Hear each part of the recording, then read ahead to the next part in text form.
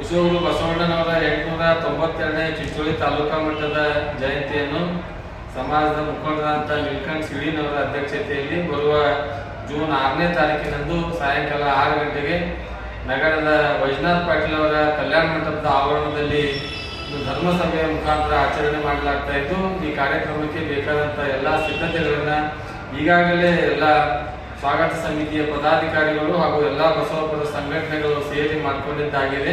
ಈ ಕಾರ್ಯಕ್ರಮಕ್ಕೆ ದಿವ್ಯ ಸಾನ್ನಿಧ್ಯವನ್ನು ಪರಮ ಪೂಜ್ಯ ಆರ್ಕೂಡದ ಶ್ರೀಗಳು ಬರ್ತಾ ಇದ್ದಾರೆ, ಜೊತೆಗೆ ಹುಲ್ಸೂರಿನ ಶ್ರೀಗಳು ಬರ್ತಾ ಇದ್ದಾರೆ. ಅವ್ರ ಜೊತೆಗೆ ಉದ್ಘಾಟಕರಾಗಿ ವೀರಶೈವ ಲಿಂಗಾಯತ ಅಭಿವೃದ್ಧಿ ನಿಗಮದ ಕರ್ನಾಟಕ ಸರ್ಕಾರದ ಅಧ್ಯಕ್ಷರಾಗಿರ್ತಕ್ಕಂಥ ಹುಣಗುಂದದ ಶಾಸಕರಾಗಿರ್ತಕ್ಕಂಥ ಶರಣ ವಿಜಯಾನಂದ ಕಾಶ್ಯಪ್ನವರು ಬರ್ತಾ ಇದ್ದಾರೆ.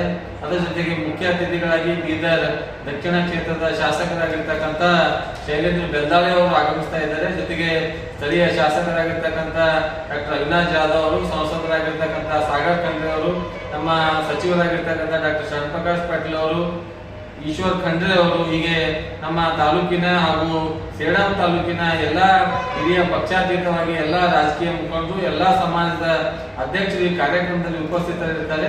ಸಾರ್ವಜನಿಕರು ಹೆಚ್ಚಿನ ರೀತಿಯಲ್ಲಿ ಬಂದು ಈ ಒಂದು ಬಸವಣ್ಣನವರ 892ನೇ ಜಯಂತಿಯನ್ನ ಯಶಸ್ವಿಗೊಳಿಸಬೇಕಂತೇಳಿ ಕಳಕಳಿ